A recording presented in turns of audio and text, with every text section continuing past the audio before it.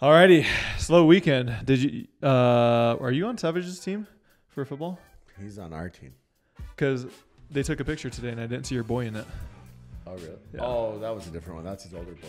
Gotcha. Yeah. Which, by the way, he made these hats. Gotcha. Utah trying to copy Dallas, the backwards thing.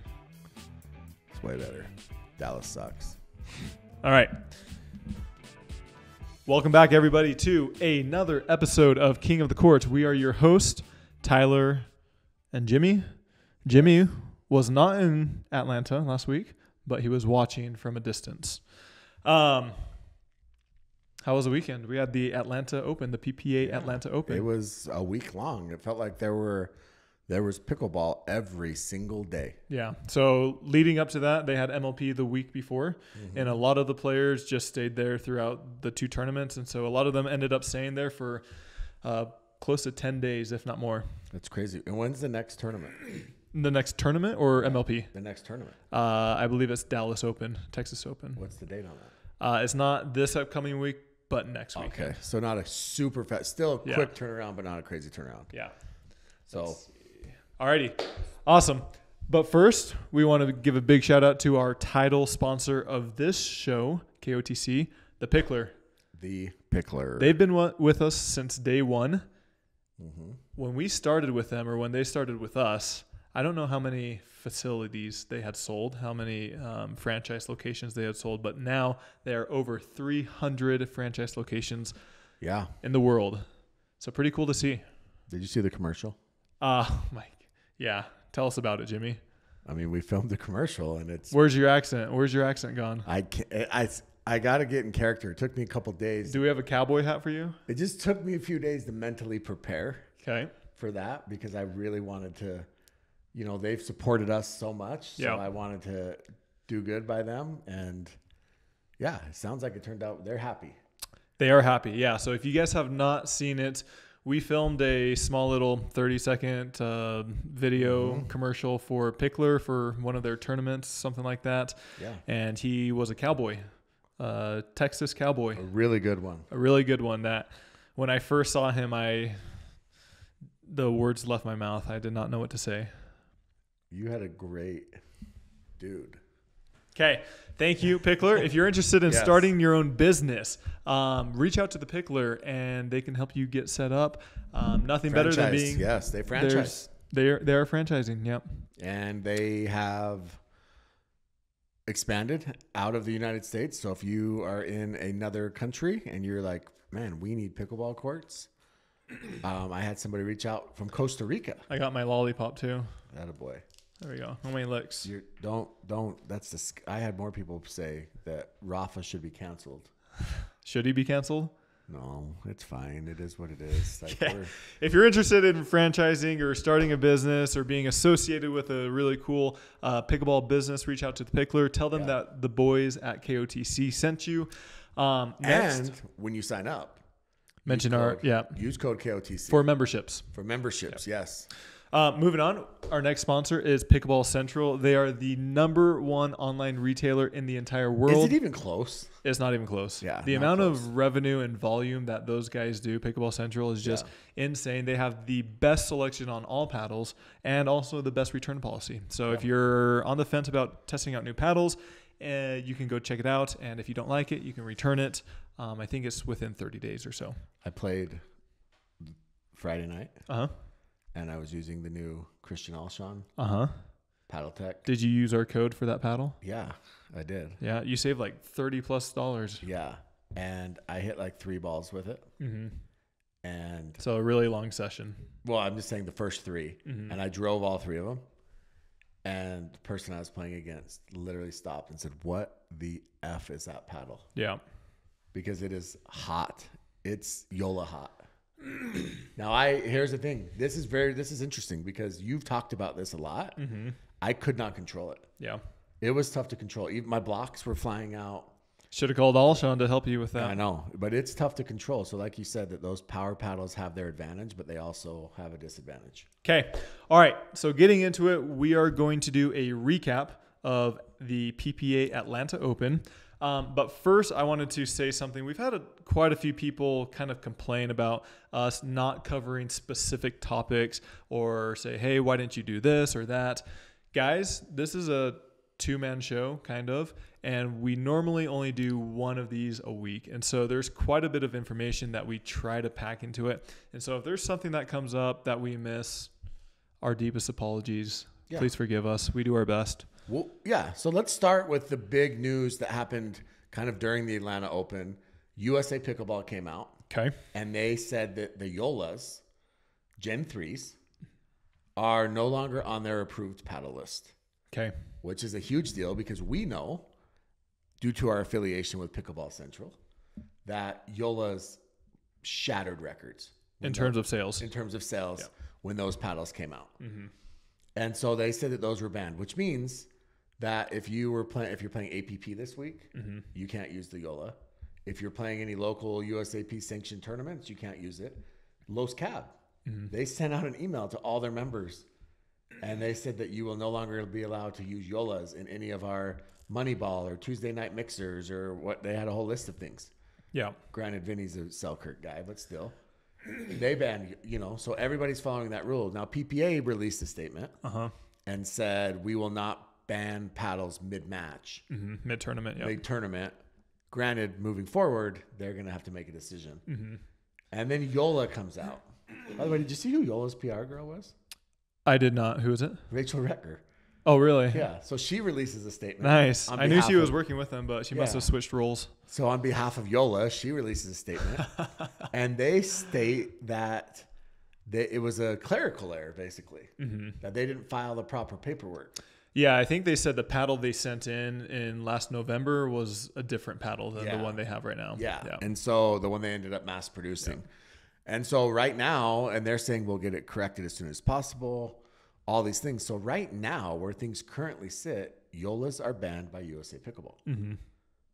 What are your thoughts on that? Because we've seen a lot of talk. We've seen a lot of complaints about these paddles, about them being too hot, about they're dangerous, especially in a recreational setting, because people can't control them.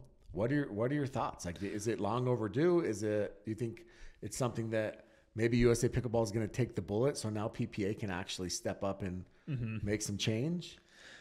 You're putting me on the spot. I don't know if I can answer that. I mean, I think something needs to be done, and what that is, I don't know exactly what that is. But I mean, we always refer back to this episode. We talked to Leia almost a year ago on this podcast, and she's like, hey, paddles are getting way too hot. Yeah. And at that time, in my opinion, paddles weren't that hot. I would say at this stage, paddles are over 30% hotter than they were when we talked to her. And so I think something needs to be done. Now, what that is, I'm not sure. I think PPA is probably glad that USA Pickleball made this move, and they'll see how the public reacts.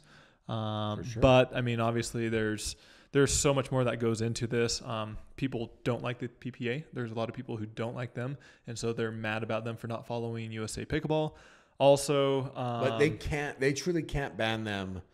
You can't ban them you can't do that. No, you can't. Like, what are they going to do? You can't do that. So that was the right move for sure. Yeah. Now moving forward, let's see what happens. Exactly. Right? And they do have a new president of the UPAA. Yeah. Okay, real quick. It's called the United Pickleball Association of America. But then it says the global governing body of pickleball. Do you have to put of America if it's the global governing body? Wouldn't you leave the of America off? And the UPA is the global governing body, and then every other syndicate would just fall under that, yeah. And they would be like the United Pickleball Association of India or of China. Yeah.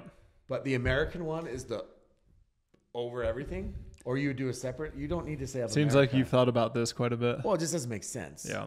It's a little bit like it was interesting. Yeah, if that's the first move that Jason Aspis made, he messed up. That's your first move, Jason? Come on. Maybe he didn't name it, but oh man. Anyways, he's the president, by the way, Jason. Yeah. From the kitchen. I was talking with him quite a bit in Atlanta. UPAA. G. Yeah, he's the president. Yeah. I mean, the guy knows pickleball. So let me turn the question on you. What are your thoughts with that? With the Joola or with the Joola? Yeah. I think we've known that they've been hot for a while. The problem is there's too much money. Joola has put way too much money into the sport. They're by far and away the number one seller in paddles right now. Yeah. And I know that they're an official sponsor of the PPA, so you can say that it's not about money and Big Pickle got them. But the reality is you have to. So your boy, Jim Kloss, as big of a blowhard as he is, he did pull up a rule that states that you cannot ban a paddle, right? Unless you give 18 months notice. To a manufacturer? To a manufacturer. Okay.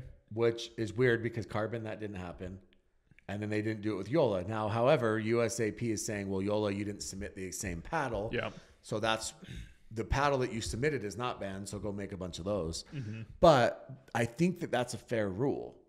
And I think that UPAA, GB, LBG, whatever. Calm down. Should adopt that rule. Yeah. Maybe 18's a lot. Maybe that might 12. be a little bit much. Maybe like 8 to 12 months or something like that. And then that way that if a paddle does pass and then somehow is banned later on for whatever reason, because, core crushing or whatever, then you can allow them to sell out that allotment, not lose millions of dollars and then fix that.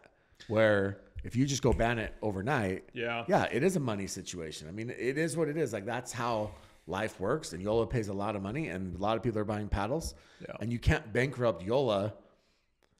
You've got to come to some sort of agreement with them. Didn't Selkirk send out an email or something like that? They've been fairly outspoken about these paddles. Didn't Zane read that email that Selkirk sent out to their players? In regards to these paddles? I heard that he wanted something about challenging every paddle. Something like that. It's very interesting because no shade on Selkirk or anything like that. We like Selkirk, but what color are their paddles? What colors were their paddles? They're white. And they threatened. And just to be clear, Selkirk threatened to sue MLP. And maybe I shouldn't say this, but when MLP banned white paddles, Selkirk threatened to sue them. It's just there's double sides to everything. You're threatening a lawsuit when they banned white paddles. It's the same side of the coin. Like it again, I know that they're competing with each other, but there's got to be some sort of happy medium there. And in the end, USAP did approve a paddle. It sounds like Joola went back and was like, oh, we'll be slick and slide this under. So what does this mean for players? I don't think it means much, to be honest, for pros. But the amateurs, that's going to be interesting. Does Fed make 10 straight singles finals without the Gen 3? That's a good question. Because we all talk about how good and how hard he's working, but nobody's really mentioned that he is using a new paddle. That is true. When did he start making finals? Was it end of last year or just this year? Those paddles came out around Thanksgiving. Those players got those paddles around Thanksgiving. The pros. But nobody else could get their hands on them, obviously, for a while. Yeah, I don't know. I mean, that's a really interesting topic you bring up, Jimmy. Yeah. I don't know. I think that I'm glad I don't have to make those decisions.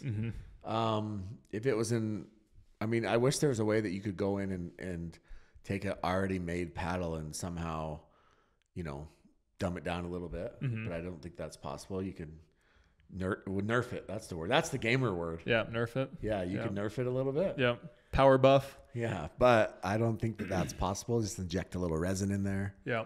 Is it like a recall for a car? Can there be a manufacturer's recall? Yeah, I mean, who knows what's going to happen? Because paddles aren't cheap. I mean, they're those are $280. They're $200 to $300. Yeah.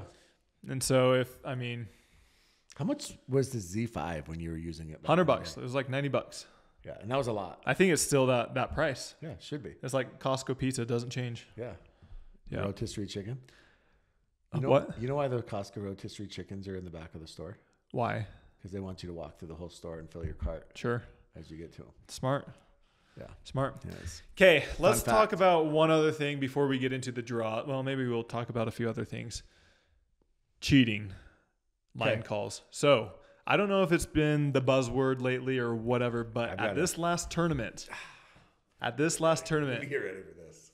I witnessed firsthand, watching other matches, not myself. Firsthand, I witnessed myself calling. Oh, yeah, exactly. I witnessed so many players calling balls that were on the line, inside the line, out. And this is not something new. I've seen a lot of these players. It happens to the best of people. But it happens. So what do we do? Let me tell a story. Okay. Let me tell you this story. So I coach a 10-year-old football team. Okay. It's story time. Grab your popcorn. This happened yesterday, so this is why it's fresh on my mind. And in the off season, we play what's called 7-on-7. So I'll be very quick with this, but 7-on-7 is essentially passing league, no line. Okay. You get 6 points for a touchdown. You can go for 1 or 2. And then if your defense gets an interception, you get 2 points. Okay. And you play tournaments. We play all over the country. Our team finished 5th in the nation. So we're pretty freaking good. Obviously, they're coached very well. So we're playing yesterday, and we're playing this team that's never beat us. Smash this team every time we play them. We're up 16-7. Okay, so we have an interception, 2 touchdowns. 16-7 with 2 minutes left. And so we put in all of our backups. Let everybody get some time, And they march down and they score. No big deal, right? So now it's 16-14. We get the ball back. You don't get timeouts, things like that. There's like 45 seconds left, so we're just running out the clock. So the ref, as we're running out the clock, says, he says, it's 14-14. And we're like, what are you talking about? It's not 14-14. We have an interception. It's 16-14. And he said, no, what interception? And the other coach says, you got to stop the clock. Stop the clock. Why aren't you stopping the clock? Because he knew he was down. Yeah. So he figured when they realized it. Yeah. So we argue with the ref. Doesn't matter. Doesn't budge. He tells us, I don't remember an interception, which is wild because when the interception happened, it was so if you don't throw the ball within 4 seconds, it's a sack. That's how they do it. Wow. When the interception happened, he has a stopwatch. He looked over at me and he held it up because our sideline was yelling sack and it was 3.96. And he said, good thing I didn't listen to your sideline. Right. So he acknowledged the interception. Anyways, their coaches come over to us. There's a big discussion. The guy that runs the whole tournament walks over and he looks right in the eye of this coach of the other team. And he says, I wasn't here. I can't make this call, but I hope that you would have integrity if you knew what the actual score was. Yeah.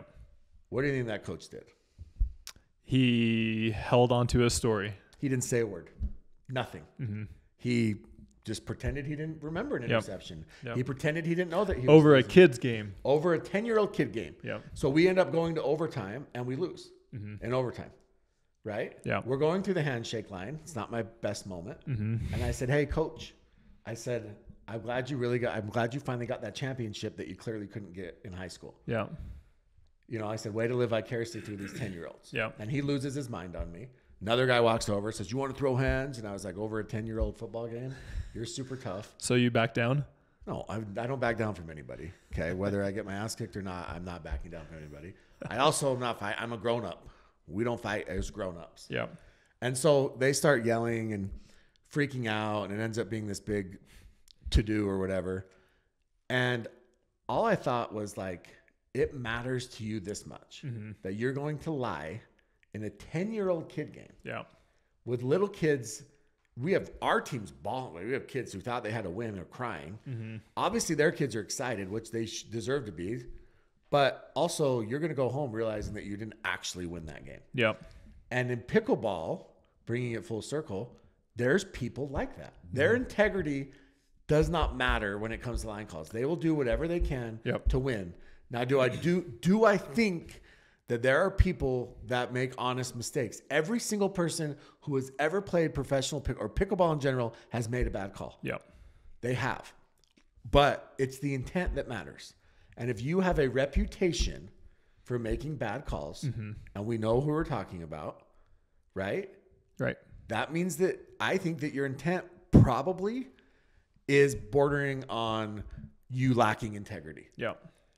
And it's crazy that people that don't give a shit about see, we're trying to keep it PG. Yeah. Who don't care about what the fans think about them. They don't care about what other players think about them. They really don't care about how they feel about themselves, and they will do whatever it takes to win at all costs. Yeah. There's money on the line too. And there's money on the line. That football game you're talking about, that's pride. That's just it's pride. It's not a big deal. The kids didn't get a trophy. We've won 8 of them this year. Who cares? Yeah. Right? But the boys cared. And they've worked hard to get to that point and to have it taken away from them. Yeah. You know, and that's not a questionable line call. That's like literally not being able to keep the score, which is crazy. Anyways, but some of these players don't care. Yeah. They literally do not care. And now you have Salome, who has a terrible reputation. Mm-hmm. She's asking for line judges on every match. I think she's trying to repair her reputation by doing that. Uh-huh. Which I kind of respect that in a weird way. But she played Leia today in singles in the bronze. Mm-hmm. And the first, 4 balls? Within the first 3 points. 3 points. Yeah. There were 4 calls that were overturned. And they're all Leia's calls. They were Leia's calls, yeah. Yeah. So 4 calls. And so we obviously know Leia and you know, maybe Leia was trying to prove a point. Maybe Leia saw him out. You don't know somebody's intent. The only person who knows their intent is themselves. Yeah. And we also know that Leia feels like she got screwed in the women's mixed match against Coop. Yeah. And so the cheating is prevalent. Yeah.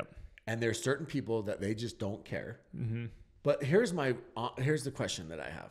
Would you rather have that overly passionate person who will do anything it takes to win, right? Or do you want that person who literally is just cashing their check at this point and they don't care? Yeah. Because there's both now. Yeah. There are players who literally just don't care anymore. Yeah. I mean, we've heard them straight to our face say, I'm getting paid either way. Yeah.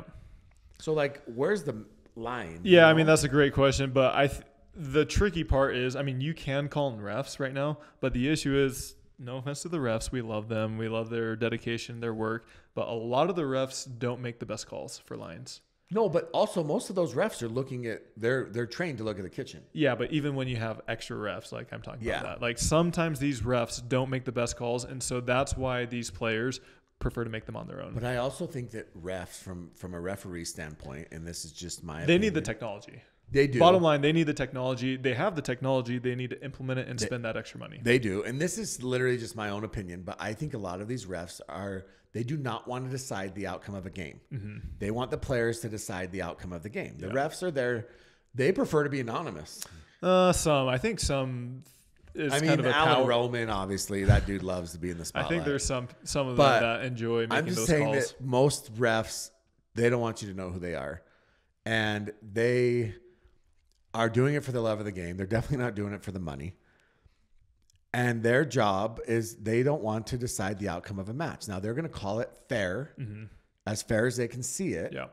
But if a player calls a ball out and the ref doesn't have 100% confirmation, even if it's 99.9% that ball is actually in, I don't think they're going to overturn them. Yeah. They shouldn't. Yeah.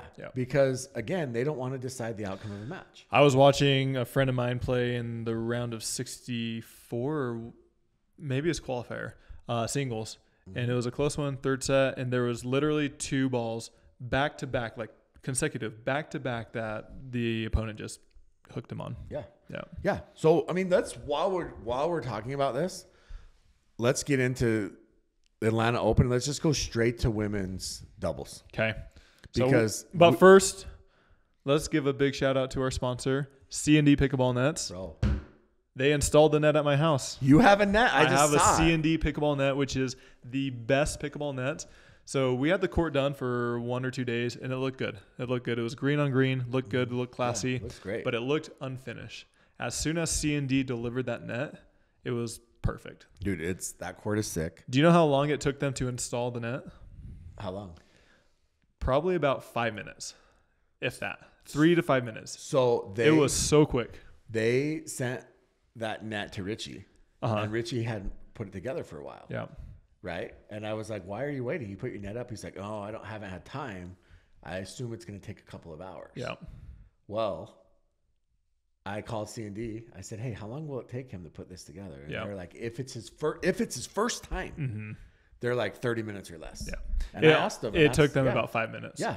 And then he told me that the previous net that he had, which we won't mention any names, took a couple hours to put together. Yeah.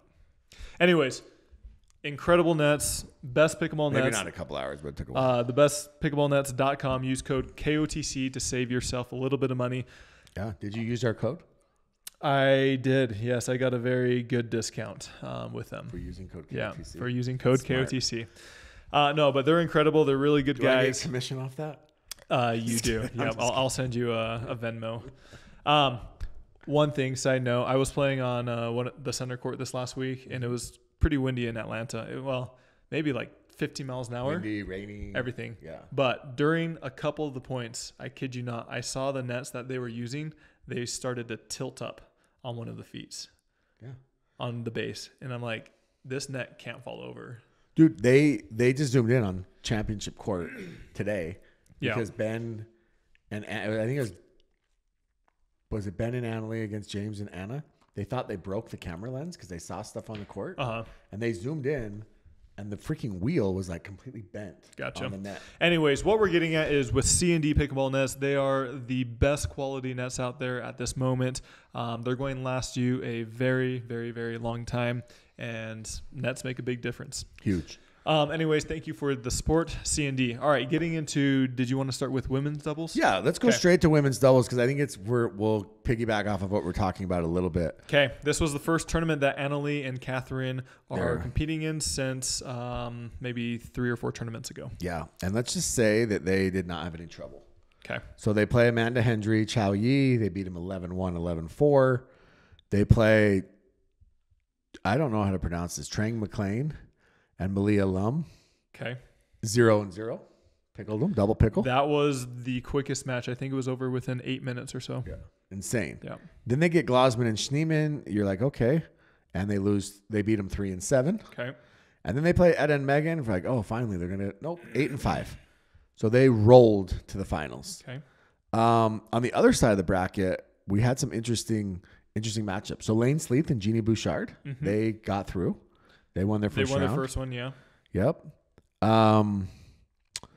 There wasn't a ton of like crazy upsets. The Brashas did lose to Elise and Lauren Stratman, 5-3. Paris and Lucy lost. Yeah. To Vivian and Lacey. Yeah, to Viv and Lacey. Tina Pisnick and Jessie Irvin lost to Georgia Johnson and Maria Humberg. And 2. 11-2, 13-11. But there wasn't really anything crazy. And then Leah and Callie ended up beating Georgia and Mari. Okay, let's talk about Jade, Andrea, and Callie and Leah, that match. Yeah. So real quick. Started outdoors, correct? Yeah. And then it got moved indoors. It did. So just real quick, Jade and Andrea, just to talk about draws, this was their road to the finals. Okay. Alex Trong and Jilly B. Hurricane Tyra Black and Vivian David, which went 3. Rachel Rohrbacher and Anna Bright, which went 3. They beat them. That's a big upset. And then they play Callie and Leah. So it starts outdoors. It's like 5-4. And there's a lot of chirping from the Leah Callie side, which they're come on. You know, Callie's a come on person, right? Leah's they're the type of people that they are motivated like with energy. Yeah. Right. They play better when they have energy on their side. Jade is very, very quiet. Coop, I think, is kind of in the middle. You see kind of both sides. You see some fist pumps out of Coop and some come-ons, but mostly, And so it was like 5-4. And Coop had already been warned for one illegal serve. So then she goes and serves again, and Leah misses the return. And immediately, Leah said, I'm challenging her serve, and walks off the court. Right? They review it, and they were... For Coop serve? For Coop serve. Interesting. And she'd already been called for one. Yeah. What, the contact point? Contact point, yep. Saying it was too high. So Leah walks off the court, without no doubter, walks off, and she was right. Coop serve was called illegal. And so then Did that distract you when I was sucking the lollipop? It was weird. That was really uncomfortable. So after that match, or after that game, Coop and Jade win game 1. It was close. I think it was 11-8. So they win game 1. Leah fist pounds or paddle taps Jade and just walks past Coop. And that's when you knew. Like touches her hand? What do you mean fist pounds? Just like, Like when they crossed the net? Yeah, when they came up to the net, Leah went and, gave Jade her whatever. Yeah. And then skips Coop. Gotcha. And then that's when you knew it was on.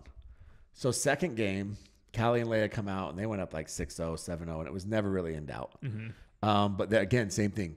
Like Coop would miss a dink, and there was a fist pumps, or they would hit a good shot, and there was a lot of, yelling. But halfway through that game, the rain starts and they move them indoors. Okay. So there's a big delay. Got to get everything indoors. Jade, I think she borrowed Rachel Rohrbacher's glasses because she was rocking the librarian specs. They move indoors. Callie and Leia pull it out. And same thing. No paddle top for Jade, no paddle top for Coop by Leia. So go to the sidelines. And game 3 starts. I believe it was game 3.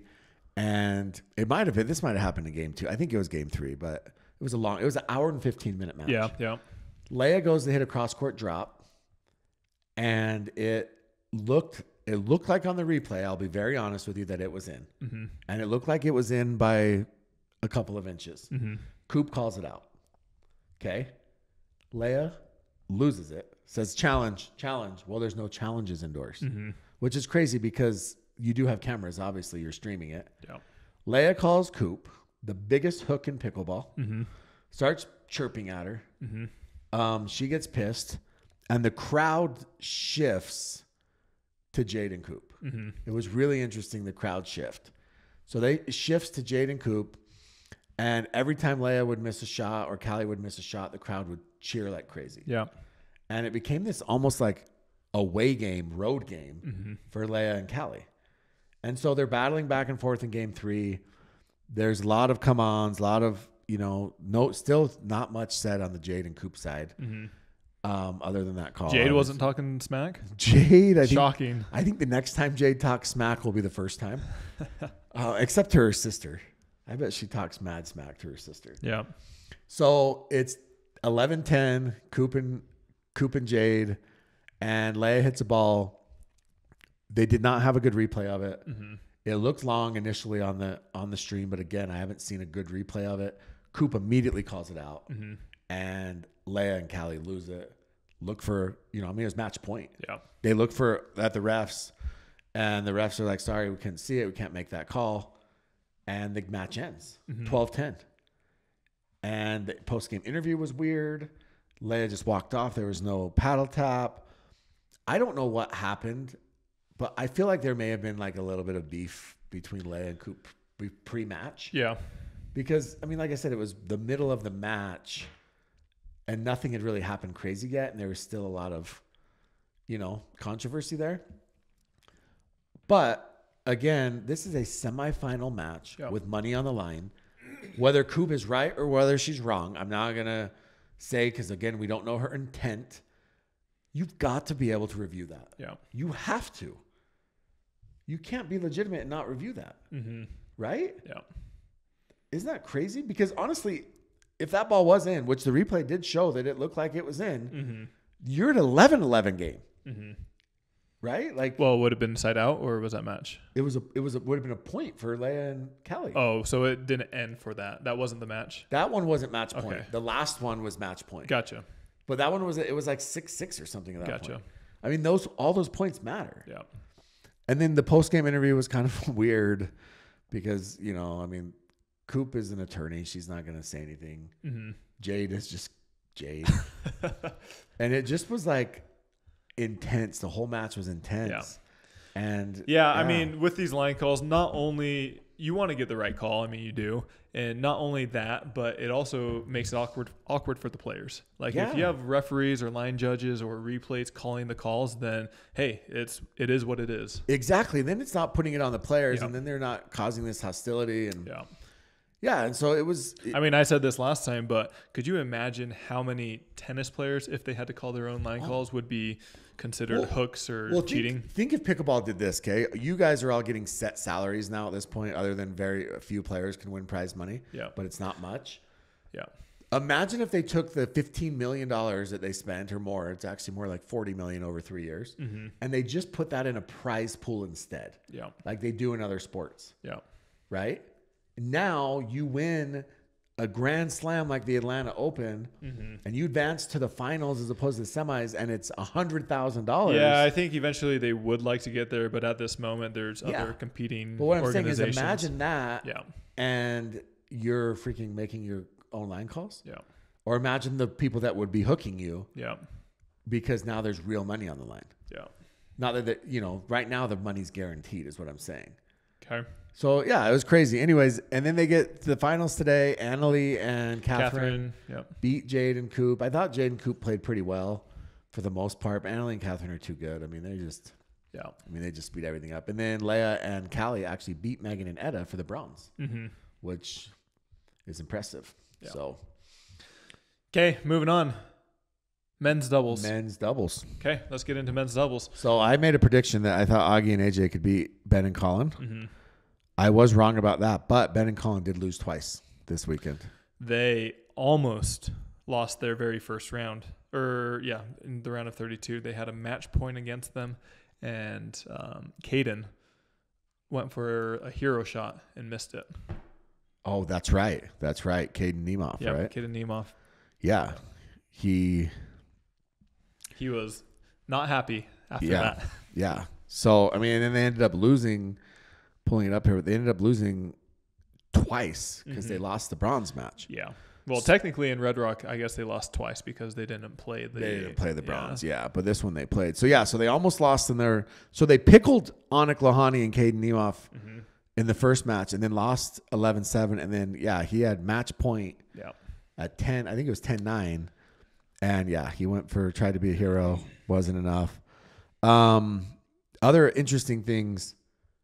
Matt Wright, Federico versus CJ Klinger and Will Howells. That was a good match, and that was a chirp fest. It went 3. It was 10-12, 12-10, 11-7. If you get a chance to go see it, Will Howells and Matt Wright are just going at each other. Yep. The whole time. They were. Just chirping nonstop. Wang Yung. Is that how you say it? Who's that? QD. And Chuckles Taylor. Okay, yes. Who uses a Gen 3 Joola. I think I need to point that out to everybody now. Beat Zane, Navertil, and DJ Young. Yeah. How many days? You know how you go to a warehouse and it says it's been 222 days since we've had an accident. Yeah. Zane should have a whiteboard that says it's been 39 days since I've won a match. Wow. You went there. He's undefeated in MLP. His team is. Yeah. He's 0-6. But did you see that video of him getting hit in the head? Yeah, and he threw his paddle. Yeah. Pissed, and then he went on Twitter and said, "We got to do something about these paddles." Yeah. Even though there's a tweet from Zane that said, "I think if you headshot somebody, the match should automatically end and you get the W." That was his tweet a month ago. It was. So Zane, which one is it? Let's make up our mind. Really fun match. Pat Smith, Jay DeVilliers. Okay. Against Greg Dow. Okay. And that's the round of 32. Yeah, and Anderson Scarpa. So Dow and Scarpa win game 1. 13-11. We get to, I believe I don't know if it was game 2 or game 3, but Jay was called for several foot faults. Okay. And he didn't believe that they were foot faults. Okay. So he got mad and he asked for a new ref. And Scarpa said, no. Why do we need a new ref? Which I don't blame Scarpa for that. Jay got pissed that Scarpa wouldn't give him a new ref. And he started stepping back at the kitchen line and baseball swinging balls, trying to hit them in the head. Literally trying to hit them in the face. Multiple times he was trying to hit down Scarpa out of anger because he was pissed off. Because they wouldn't agree to a new ref. Is that wild? It's not unheard of, but yeah, that's pretty extreme. I mean, that's kind of a dick move. Yeah. You're going to literally try and take these guys. And Scarpa doesn't say anything to anybody. And Dow just smiles like a dipshit. Why? You can't make me laugh. I'm just saying. So you're going to step back and freaking try and take their head off? How long did that go on for? I don't know. But Pat and Jay ended up winning. But I know it was multiple times. And he just got mad. And he was trying to freaking kill him. The mom is not going to like you for those comments. Well, I mean, there's something wrong when you do that. Yeah. Again, you're trying to injure somebody. Because they won't allow you to have a new ref. It was nothing they even did. Well, it is something they did. They said no. My bad. No means no, Jay. They didn't. I'm sure you've heard that before. They didn't. Actually, he probably hasn't. He's so good looking. Please, guaranteed he's heard it. Why not turn and just fire one at the ref? My gosh, that's crazy. All right. Anything else you heard? You know what's crazy is. Did you see my match with Kafka? Yeah, Patrick? I did. You guys played freaking Colin Chick and Jack Stock. You guys got absolutely boat raced in the first match. Boat raced? Yeah. I have not heard that term. And then. What does that mean? It means you guys got killed. Okay. Okay. They ran past you. Okay. And then I think you were down 2-0 in the second. Okay. And then you won like 22 of 24 points. Yeah. And like not only did you win them, but Colin Schick did not win a single hands battle in 24 straight points. And you guys just freaking trucked them. We played well. I was driving really well, and Patrick was just crashing everything. Yeah. Yeah. And he actually has a good like backhand off of. He's got really good power. Yeah. Like insane power. Yeah. And that was awesome. Also, Hayden and Callan beat Travis and Roscoe. They did, yeah. That was going on behind us while we were playing that match. Yeah, I mean, I'm sure Hayden bagged Travis a few times. He loves to do that. So, fun matches. I would say the surprising thing is Pablo and Ignatowicz lost to Tyson and Deckel. Maybe not surprising, but Pablo in his first tournament without Fed loses in the quarters. Mm-hmm. Dylan and J-Dub, dude, they went, look at this. Dylan and J-Dub went 3 in their first to Tam Trin and Blaine Havanier. Yep. Then they beat you guys 11-6, 11-4. Then they went 3, Connor Garnett and Alshon. And then they just, I mean, Tyson Deckel was 11-3. They kind of remind me of Fed a little bit for singles. They beat almost everybody except for against the Johns brothers. I think they really struggle with them. Yeah. And it's like Fed. Fed is beating every single player except for Ben. Yeah. Yeah. And if you could get, I mean, and I'm sure Dylan and J-Dub are like, frick, Ben and Colin lost. Awesome. Yeah. Yeah. Yeah. So Ben and Colin get their rematch with Tardio and Daescu. This is the third time they've played. Mm-hmm. They beat him 11-7, 11-5. But he did not have the pine on his paddle, so different game. Yeah. I mean, or maybe Ben and Colin are better strategists. Stratego? Is that a game? I don't know. Better strategists than we think. Yeah. But they get that win. But then they play Matt and Fed, who they've never played before. Mm-hmm. And they got crushed. 5-3. 5-3. I heard Matt and Fed were playing really well. I heard Matt was speeding everything up. I mean, Ben is by far the best player right now. Still, even though he hasn't been winning as much, he is by far the best player. I think they struggle with new teams. But as soon as they play them 1, 2, maybe 3 times, then they kind of figure them out. And don't you think that's what happened with Daescu and Tardio? It could be, yeah. I mean, it for sure could be. Yeah. And so then Dylan J-Dub get a good win over Tyson and Deckel. And then they actually lost game 1 today. Mm-hmm. And it was the same thing. Matt and Fed were speeding every ball up. And then Dylan and J-Dub win the next 3, 7, and 5. And then in maybe a shocker, I think, Tyson and Deckel beat Colin and Ben in the bronze. They do, yeah. So that means that Colin and Ben lost twice on the weekend. Mm-hmm. Yep. And so that means they lost 2 games. Is this a record for games? 4 games? Did you see how that match ended, though? It was kind of like on a net cord. Yeah, and what did Colin do? He was hot, and so he took off his hat and put it on the ground. That was it. Just set it nicely on the ground. Yeah. He didn't turn and fire it. I think he just took it off. When's the last time Colin and Ben have lost 6 games in a tournament? It's been a while. Yeah. Crazy. So J-Dub Dylan get another gold. And Tyson and Deckel meet the McGuffins. Are you tuning in? I'm just confused about that. Let me just real quick. I saw their commercial. Should we do a commercial for KOTC? We were supposed to do those, but we have not. But I saw their commercial, and it looks great. Like, I won't be tuning in, but it looks amazing. Good for them. But what I'm confused about is go to their YouTube channel, and they're getting like 600 views. Mm-hmm. Like, why would you take it from their YouTube channel and put it on Pickleball TV when nobody clearly wants to watch it on YouTube? You think people are going to watch it on Pickleball TV? No. Anyways, good for them. Okay, singles. Men's singles. Fed comes in at the number 1 seed. First time. 10 straight finals since he got that Joola Gen 3. Yep. 10 straight. Yeah.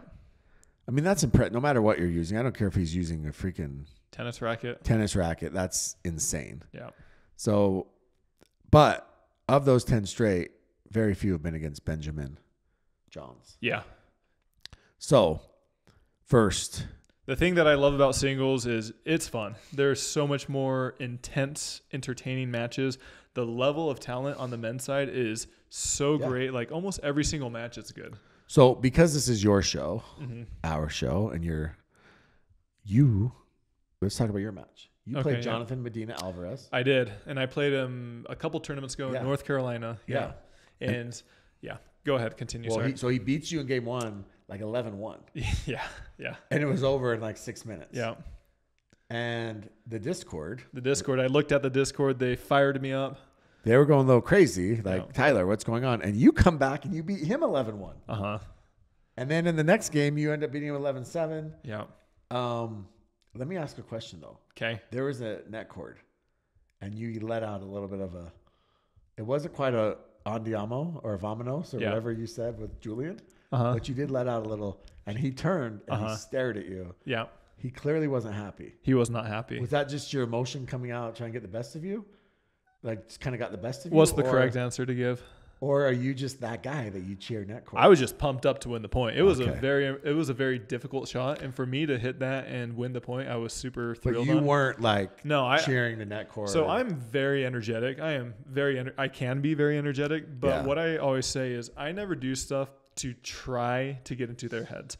There's a lot of people, maybe Callie, maybe Leia, or whatever, Jeff Warnick, people like that who will try to not Did you just compare Callie and Leia to Jeff Warnick? Well, those people will try to get into your head. They will try to say stuff. They'll try to do stuff to get into your head. The stuff I do is purely to pump me up. And so I did it to pump me up. It was a great shot. But it wasn't. Yeah, that makes sense. Yeah, and he wasn't too happy about it for a few points, but then I think he got over it.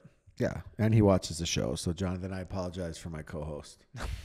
He's a very nice guy. Very nice guy. Yeah.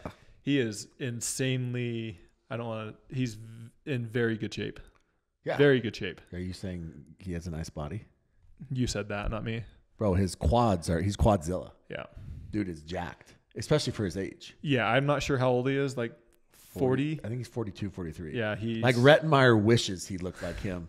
Like Jonathan Medina Alvarez is the dude that shouldn't be wearing a shirt, yet Rettenmeyer is the one that doesn't own one. You're safe because no matter what you say, he's going to take it out on me. So you can say whatever you want. He's the one that, take after your homeboy, Travis. Anyways. Okay. There's exciting match. So Jay and Rafa. Okay. So that one was insane, right? Yep. Super long. Okay. Jay wins it. And then 12-10 in the third. Yep. And then he has to turn around and he ends up having to play mixed 20 minutes later with Callie, which was crazy. But then he plays Dylan Frazier. That one. 17-15 first game. Okay. I was there watching. Yes. I'm not exaggerating. How many bad line calls? No, I think they were good. I was only there for the first game. But Dylan Frazier, DTF, over 15 game points, over 15, and Jay had over 10 game points. Yeah. I think that game was like 45 minutes at least. Just insane. Yeah. Nuts. And here's 15 game points. Yeah. Game points. All you needed to do is win 1 point. That's crazy. Crazy. Go watch that if you can. I think it was on Grant, one of the bonus cameras. It was on S1 or 2. Yeah. But then in the middle of game 2, Jay slides for a ball, ankle gives out. Yeah, he goes up to the kitchen and kind of gets juked out, and it looks like his ankle gives. Yeah. Rolled a little bit. Yeah. He's laying on the ground screaming in pain. Uh-huh. Probably what Scarp and Dow would have been doing if he had hit one of them. Too soon. He unfortunately gets injured and has to withdraw. Yeah. But it's a little bit interesting because he goes on to play mixed doubles right after that. Yeah, but he was not himself. Yeah. They lost 3-3. Yeah, and then they pull out in men's doubles. Yeah, like he was trying to play mixed, but you could see he was hobbled. Yeah. And they had a big bag of ice and everything. So hopefully Jay gets feeling better because that was gruesome. Like someone screenshotted it and it's pretty bad. They look pretty gruesome. So we get to the finals. Fed and Ben. Finally, they get that much anticipated matchup we haven't seen in a minute. How about Alshon and Jack Stock? Yeah, that was another good match. There's so many good matches. Dude, Garnett and Alshon. I mean, Garnett and Schick. Yeah. Pablo beat Jaume. How about Ben versus Kwang Duong? Yeah. 10-6 for Kwang to win the match in the third game. and Ben comes back. How pissed is his dad right now? Duke. Is it Kwang Dong? Why'd you say that? That's his name. I thought we were going to pronounce it correctly. You can pronounce it Wang. Isn't it Wang Yum? Well, I think that's how you pronounce it, yeah. Okay, but so the English translation is Kwang. Okay. How about Fed and Pablo after the MLP dust up, where Fed punched the scoreboard out of anger? They go freaking 3. Okay. Should we talk philosophy real quick? Philosophical stuff? I like philosophical stuff. Where is the game of pickleball going? Which direction does it need to go? Well, right now it's going bigger, faster, stronger, hotter paddles. But the interesting thing is the 2 guys that made it to the finals are cat and mouse guys. Ben does not hit a lot of passing shots when he plays singles. Okay. Remove those 2, and then you'd have power game for everybody else. And then it's power game for everybody else, yeah. Now, Tyson does have the Ferrari forehand, but he can also he's a hybrid. Yeah. But Alshon's all power. Yeah. But with Ben and Fed, the interesting thing is, I mean, Ben was just drop everything to Fed's backhand. You know? Well, here's what's funny is I was talking to someone, texting him about it, and I said, man, Ben just does not hit a lot of passing shots. He just gets to the kitchen, beats you that way, and then it was match point, and Ben just rips a forehand right past Fed. So he can do it, obviously. And he does sometimes. But yeah, the game is evolving to where it's just getting faster, and it's interesting to see. I was talking more on the attitude, the antics, the extra, the come-ons, the yelling. What are your thoughts on that? Do you like it or no? Yeah, I don't hate it. You like it? I would rather. I'm okay. The cheating I hate. I don't like the cheating. I don't like the hooks. Okay, but I would rather have somebody that's intense. And Leia's a great example of this for me. Okay, I would rather have somebody like Leia. You don't think the finger wagging, staring them down is too much? No, I would rather have someone like Leia who is intense, who cares, who wants to win, who has that crazy competitive fire, and maybe. There's a line and maybe they get pissed once in a while and maybe they go over it and then they bring it back. And maybe, you know what I'm saying? As opposed to somebody over here on this side who's there just to cash their check. Yeah, I don't think that's a good analogy because there's very few of those players. I think there's more than we think. I think that there's some players that were very good last year who have fallen off the face of the earth this year. Like who? Like Julian Arnold. Name me 3 more people. Like AJ Kohler. 2 more people. Lauren Stratman. 1 more person. That's 3 people. We need more than that. I don't know, but I'm just saying that there's 2 sides to it. Yeah. And I would rather have that, but even if it's someone else, I'd rather have that intense person because it is more entertaining. Yeah, but there's a difference between being intense versus being a jerk. Yeah, I agree. But then there's a limit to that. But would you rather watch Ben Johns and J.W. Johnson play? Or would you rather watch Leia Jansen and Andrea Koop play? For entertainment value, Leia and Andrea, but for the love of the sport, if you're wanting to watch the sport grow. Okay, but how are we going to grow the sport? Casual fans want to be entertained. That's until they start playing it. The normal person, they're going to enjoy that more, but once they start playing, they'll love the game. Possibly, yes. Yeah. But to grow it, they're going to see these 2 players, male or female. Yeah. They're going to see Matt Wright and Will House. Yeah. And they're going to see them chirping at each other and going at each other. And they're going to be like, what is this? The thing I learned is if you have a strong personality, you're going to have people who love you and people who hate you. Yeah. It's the story of my life. That's about it. It's the story of my life. Trust me. Okay. But yeah, so I think with this win, Ben will take number 1 again. Yeah, I think that's what Mish was saying. So Ben will go back to number 1. Yeah, he said, I don't like being number 2. Take me back to number 1. Yeah, I mean, props to Ben. He beat him pretty easily. And then Christian ends up beating Tyson 11-9 in the third. Yeah. I did not watch that, but 11-9 in the third is very close. Yeah, and 13, I mean, it was a close match. So Tyson, I've said this before, but it amazes me how well he continues to do in singles. He had, I think he was also up 10-6 or 10-7 on Yates Johnson, and Yates ended up coming back and having, I think, 2 match points on him, and he didn't convert. Yeah, I mean, so you can't knock Tyson's skill level. Okay, moving on let's go to women's singles. Okay, so women's singles. So there are some good matchups, but really, I mean, there wasn't anything that's like. I mean, Leia ended up playing. I predicted that Leia would beat Annalie. Mm-hmm. Annalie was tough. Annalie, how about this? 11-2, 11-2, 11-0, 11-2, 11-3, 11-1, 11-0, 11-2. Those were her first 4 rounds. But the crazy thing is, I think, is going to be Paris Todd. Yep. So Paris ends up taking 3 games to beat Lina, 3 games to beat Catherine. And then she beats Salome, gets to the championship against Annalie. And it was a great match. Mm-hmm.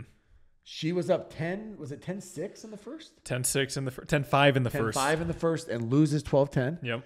Annalie's up 10-7 in the second. Yep. And has multiple game match points. Yeah, I think she had 2. 5. I think it was 4 or 5. Okay, I was thinking it was like 3. I think it was 4 or 5, and Paris fights her off and beats her. Yeah. And then in the third, Annalie ends up, I think they were like 5-5, and Annalie ends up going up on a run and wins it. But Paris played awesome. She did, yeah. And she played a different strategy than what we see against Annalie. She What stayed was back. That? I think a lot of people try to stay back. Well, a lot of people try to take the kitchen on Annalie because you got to use your length. You got to do something. But she just hit ground strokes against her. But Annalie was coming up to the net. Once Annalie's up to the net. But Paris was passing her. Not the majority of the time. I mean, 12-10, 10-12, it was working. 11-5. Yeah, but it was working. Yeah, for a little bit. I thought Paris played well. I thought that she hit good shots, and I think that there were times that she probably should have got to the net and didn't. But for the most part, I think that that's pretty impressive. Yeah. And then Love to see it. Yeah, and then Salome ends up beating Leia in the bronze match in 3. That was the one we talked about earlier. Kind of a crazy match. I've also harped on this before, but at these venues, center courts are normally pretty good, but sometimes the space between the baseline is very shallow. Yeah. Like for them, I mean, the game is getting more powerful, more strong. The ball's spinning a lot more. And so for singles especially, it's really nice to have that extra space. And on the GS court, there wasn't a ton of space. And so, for example, when I was returning Kwong serve, I was literally, my back was touching the wall. Like I couldn't go back any further. So that makes it tough, especially if these guys are getting the power they can and these big deep serves. Yeah. All right, moving on to mixed doubles. Mixed was great. So let's talk about you and Etta really quick. You played Bobby O'Shero and Todd Fote. Yes, which Todd, obviously local guy, knows your game well. You practice together. Mm-hmm. He obviously practices with Etta too once in a while. And you guys lost in the third. You said Todd just played amazing. They played well. I mean, they honestly played extremely well. Me and Etta, I felt like we played okay. I didn't think we played great by any means, but I also don't think we played terrible. They played really well. And so it's frustrating because I think they were, let me see the exact seed that they were. So we came in at the 14th. They're 49. Let me see. The 14th seed. And they came in at the 49th seed. Now, regardless, I still think me and Etta should have won that match regardless of their seed. But if you go through, there's probably 10 to 15 other teams that team, the ranked 49 team, the seed 49 team, was much better than. Yeah. And we got stuck with them first round. So. Well, I mean, Blaine Havanier and Jeannie Bouchard were the 44th seed. Exactly. And you can even go further up than that. I mean, Steve Deacon, Sarah Ansbury were 30. I mean, you can literally go. Callan Dawson, Dominique Schaefer were 33. Yeah. And so it's just frustrating. I mean, in the end, we should have won, or we should have played better to win. And so I'm not necessarily complaining about that. But, I felt like we had a pretty mixed double. I mean, this whole tournament was stacked, but mixed doubles was crazy. Yeah. I mean, Glausman and Alshon were. Rafa Hewitt didn't even make it out of qualifiers. Yeah, Nothing against him. He didn't make it out of qualifiers. That's how tough it was. Yeah. So, I mean, they ended up losing by 2 points in the qualies. In the championship of qualies. Agiga and Angie Walker ended up, they went 3 with Spencer Smith and Lingwei Kong. And then they ended up losing 5-4 to J-Dub and Georgia. Alex Trong and Pablo went 3 with Megan and Daescu. Mm-hmm. Tyson and Lacey Schneeman lost to Hunter and Paris. They did, and it was pretty. In the third game, it was 11-1, right? 11-1, something like that. So it's. I mean, this is what makes pickleball fun, or all these sporting events, is the upsets. Yeah, the for sure. And there wasn't like anything. I don't feel like there's any like crazy upsets in mixed. Yeah. I mean, Tyra and Dylan went 3 with Rachel Rohrabacher and Fed. They beat Thomas Wilson and Vivian David 12-10 in the third. That's a good win. That's a good win. I mean, J-Dub and Georgia beat Megan and Daescu. Jack Sock and Catherine beat Declan and Tina. I think that's pretty good the way Declan and Tina have been playing. Matt and Lucy beat Hayden and Leia, which they had lost to them the previous 2 times. Yeah, I would say that was a little bit of an upset. That's a good win for them. Yeah, but in the end, it's James Ignatowicz and Anna Bright taking on Ben and Annalie. And no surprise, but Ben and Annalie pulled it out. Are you surprised by that? No. So let me talk about this. Rachel Rohrabacher and Fed play Elise Jones and Connor Garnett. Okay. They're playing, and somebody told me this, so I did not see this firsthand. But Shocking. they told me that Johnny Goldberg is counting Connor. Wait, he's the coach of the Squeeze, right? Miami. Oh, Miami. He's a GM of Miami, Yep. but he's very close friends with Rachel. He's the one that truly discovered Rachel. Okay. I mean, Anna had something to do with it, but Johnny is like 70-30. Okay. So he's very close friends with Rachel. And I'm going to continue saying that, Anna, until you come on the show. And he starts, so we know Connor's got the yips. We haven't talked about it too much, but they're still going on. Yep. And he's counting every missed serve by Connor out loud. So Connor missed a serve like, that's 1, that's 2, that's 3, and he's counting them out loud. Is that fair play for somebody who is a coach of another player or just a fan, I guess? I mean, he's not a fan. He's more than a fan. Yep. Or is that crossing the line? I mean, especially coming from you, I figured you would say it's fair play. But is that ethical? I would say no. For sure, no. I think if you are coaching and you're in a coaching position, which means you're on their bench, you should not, the coach, I mean, MLP even has a rule that says they can't do that. Yeah.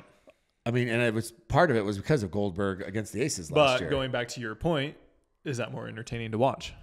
If somebody was watching a match and you had some crazy person on the side. It would have been more entertaining if it was Fed doing it or Rachel doing it and not some guy on the bench.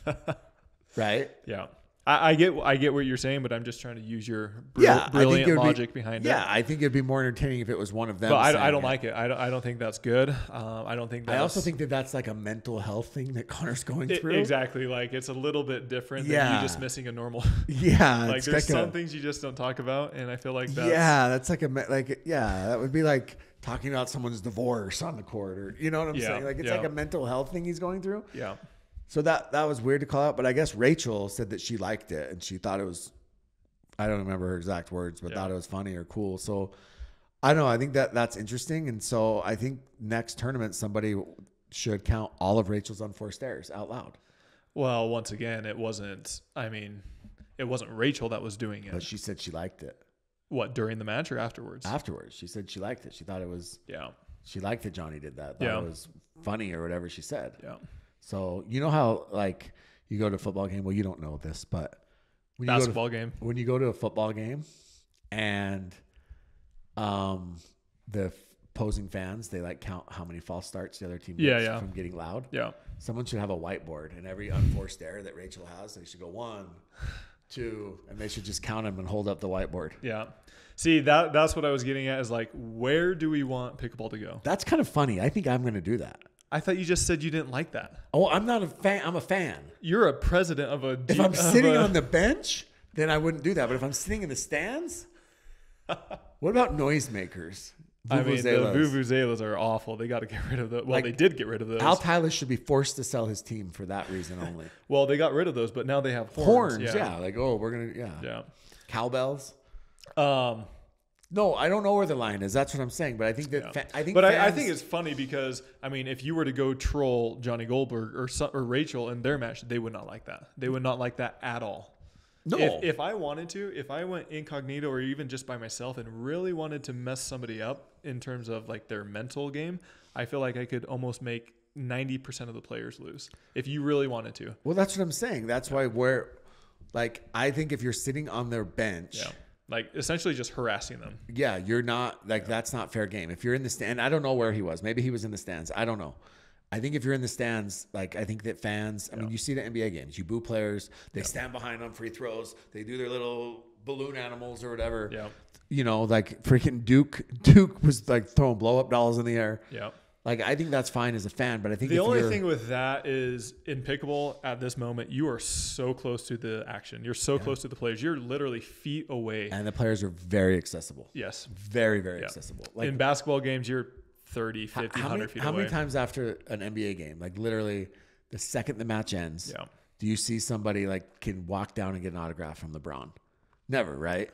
Actually, a couple times. Like walk right onto the court, though. I saw that with Annalie today. Mm-hmm. It ended and this dude walked down. The security guard didn't get it?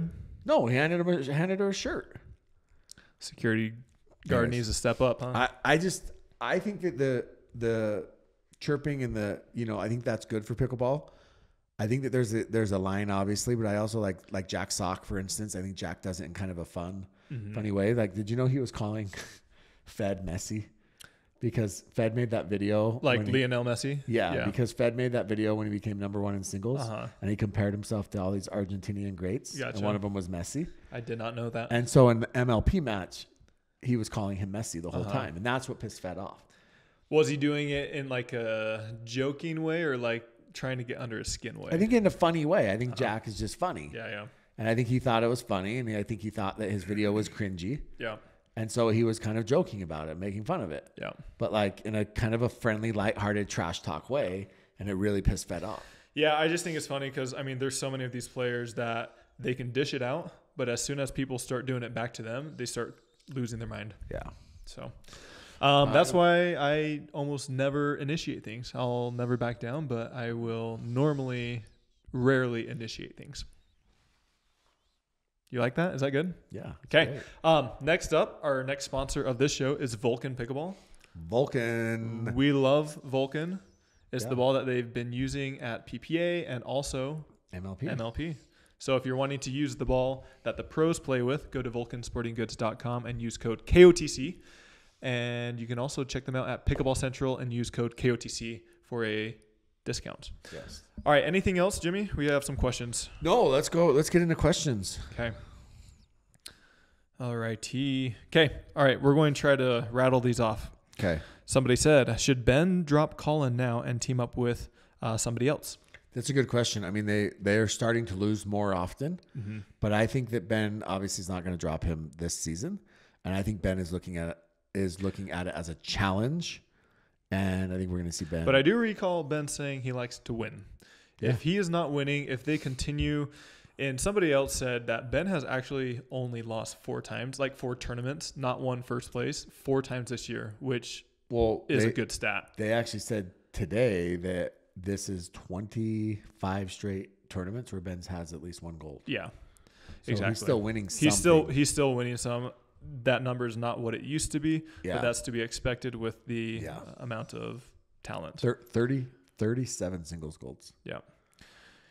Okay, somebody said, does Fed have a mental block when it comes to Ben in singles? I would say 100% yes. I think he does, but I also think Ben plays Fed's style better than Fed plays his style.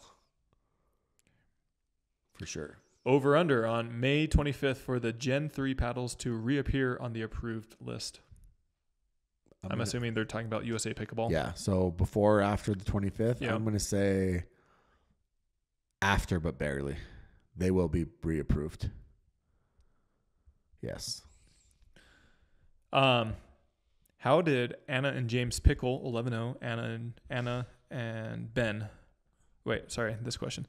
How did Anna and James Pickle 11-0? Anna and James and lost the match. So Anna Bright. Nobody knows because the cameras are off. The camera was off. Anna Bright did not play well in that first game or the second game, to be honest with you. And James just played okay. And they still had a chance to win. Clearly, the third game, they brought it. But nobody saw it because the freaking cameras shut off. Yeah. And they ended up pickling them 11-0. I don't know what happened. Nobody saw it. And then they turned back on, and Ben and Annalie won 11-3 in the next one. Where did Jimmy take his professional acting classes at for the pickler? Dude, all natural. Can you talk in that accent for the rest of the show? No, I can't. Do it real quick. Say, welcome to KOTC in that accent. I can't. Do it right now. Tyler, I can't. We'll do an applause. No, you guys don't understand. I prepared for that mentally. I got into character. I freaking drove a Cadillac around for 2 days. I only ate at Texas Roadhouse. Like, I got myself ready. Okay, somebody said, just a shout out, if possible, Michael and Melanie. We just got our first gold medal today. Michael and Melanie. Now do applause. Do applause for Michael and Melanie. Oh, ball. Anything else you want to say to them? No, congratulations. That's awesome. If you guys are a couple, though, that will lead to your breakup. I'm sorry. Don't do it. Why are the cameras used for replays and challenges so low quality? Well, in the end, it comes down to money. Money and their internet service. Yeah, which comes down to money. You can. There's other solutions that you can. I was told the Starlink service will not. That would allow them to run higher resolution cameras. I don't know if that's true or not, but that's what someone told me. I heard it from someone that would probably know. Okay. They only have 1 gig of internet. Need a lot more than that to be uploading all the stuff they are. All right. How come no trades happen after the first MLP? You can trade right now, but you can't cut anybody until after DC. Mm-hmm. I think they haven't happened because it's only been one tournament. And the thing is it's like a GM in the NFL. You draft a guy in the first round and like he sucks right away. If you cut him right away, you're admitting that you suck as a GM too. And so you want to kind of have these things right out a little bit. But what if they suck consecutively? Then you're admitting you're really doing a bad job. After DC, we'll see moves for sure. And we may see moves before then, but I think after DC we will. Jimmy, if Jay DeVilliers isn't ready for MLP, who should the Utah Black Diamonds get? Well, they have to get someone off the waiver wire, or they can take someone on loan from a team that is not playing in DC. That is so weird. Only challenger, though. Oh, challenger. Okay. So if there's a team that's not playing, a challenger team that's not playing in DC, so Patrick Kafka. Yeah. And Colin which Mish kept saying Kafka. Yes, it's Kafka. Right. And Colin Schick, the Breakers aren't playing, mm-hmm. and the Hard Eights aren't playing. So Eric Lang is available, and dude, you and Purple Jesus. That'd be fun. Or AJ Kohler's out there. Can you convince Matt Wright to come play for a tournament? Can you yeah. Can you go get one of those guys? Or could you theoretically trade Jay for somebody, and then that person would be healthy? Yeah. Theoretically. Yeah. If somebody, yeah, for sure. Okay. When is the merch dropping? So we're hoping to get it this week. Dude, that guy made his own shirt. Oh, yeah. I'm not joking. I look over. I was sitting on center court. I look over. I look up. And there's these two incredible fans that I've never spoken to. KOTC shirt and I believe hat, too. That was sick. That's sent awesome. me that picture. That was awesome. We love you guys. Hey, Thank whoever you are, reach out. They did. They sent us pictures. They did? Yeah. That's so awesome. Somebody said, how come George says he can light you up so easily? You had a black eye and rug burn and everything. Were you there? No. When he blindsided me? Oh, yeah. In the office? In the stack office? Yeah. Yeah. That was uncalled for. Yeah, it weighs you by 150 pounds. But I still lit him up. Yeah, I think you got the better of him. Yeah. I mean, George and I aren't friends anymore. Like, I haven't heard from that guy in 2 weeks. Clearly too busy for us. Somebody said, Tyler, have you ever had a paddle not pass? So the current paddle. Yeah, you did. You had one pass, and then they told you it didn't pass, remember? Atlanta.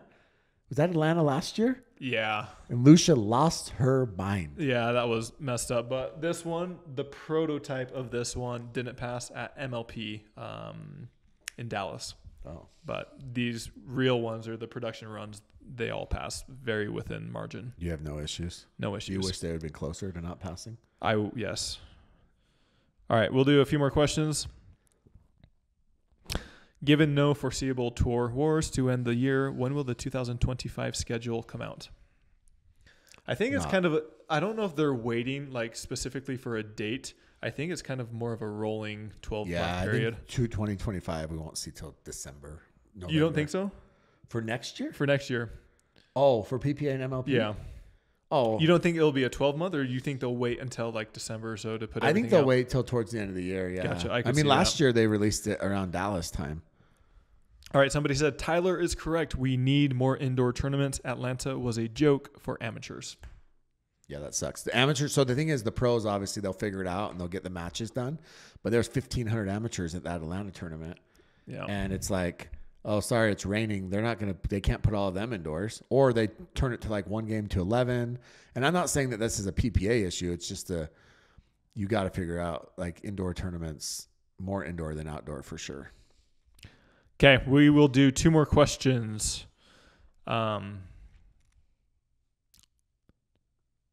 Do most pros, Jimmy will like this, do most pros book refundable flights?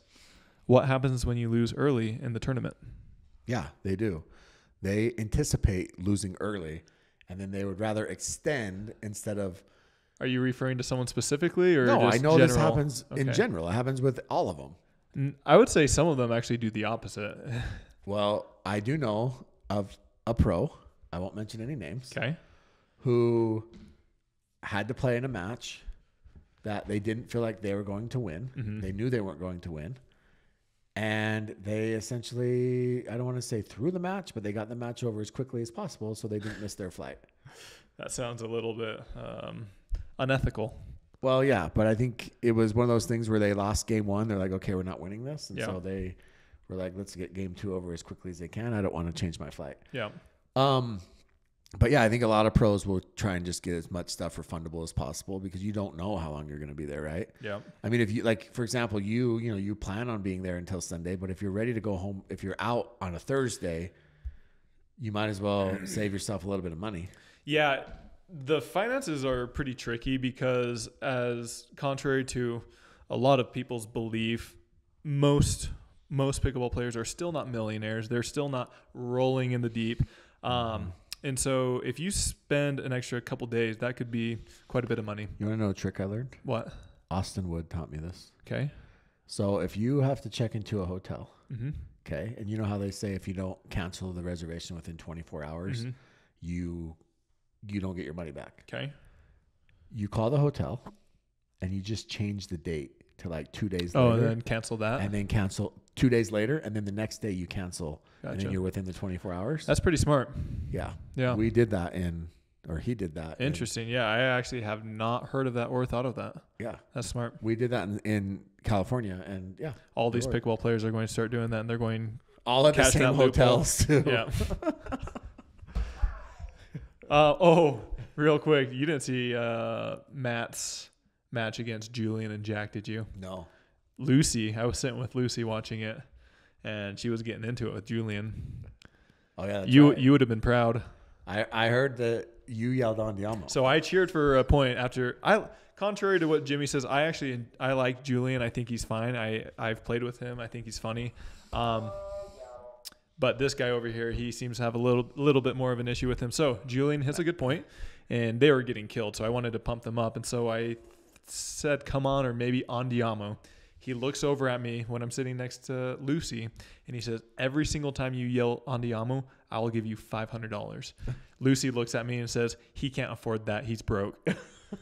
He spent it all on his car. I love it. That's awesome. Anyways, anything else, Jimmy? No. This one will come out this week, and then the next episode we have the Walker sisters. Yeah. Yep. Angie and Alex Walker coming on the show. Yep. Not live, but in person. Yes, in person. In the flesh. In the kitchen. Literally in the kitchen. Yeah. Did you hear Harrison Butker's speech, the kicker for the Chiefs? I didn't actually hear it, but I saw it was getting a ton of publicity. He thinks all these pickleball players should be in the kitchen. Literally the kitchen. Okay. Anyways. If you made it this far, please do us a big favor. Hit that like and subscribe button. It helps us grow. And thanks for tuning in. We will see you guys next time.